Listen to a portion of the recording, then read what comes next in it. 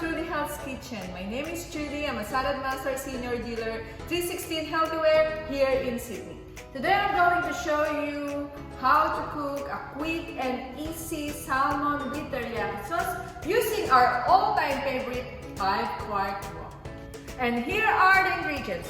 2 pieces of salmon, 5 tablespoons of soy sauce, 2 tablespoons of sesame oil, red onion, fresh chili, and shallots.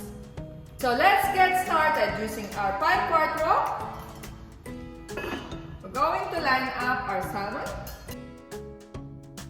Then we're going to slice our red onion, of course, with our famous Salad Master machine, code number 4.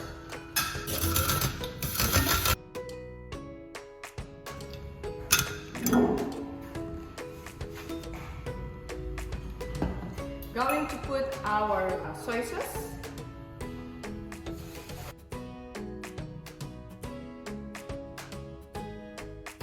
Sprinkle it with our fresh chili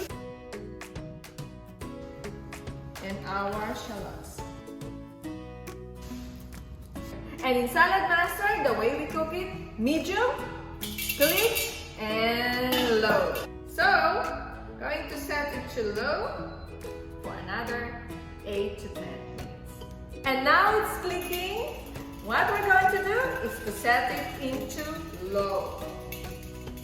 And we'll wait for another 5 minutes. After 5 minutes, our salmon is ready!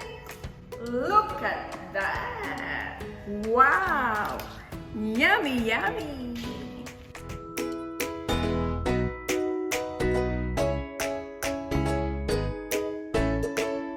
Thank you for watching! Hope you learned something new today. Please don't forget to like and subscribe our Truly Health's Kitchen. Bon appetit! We're ready to eat!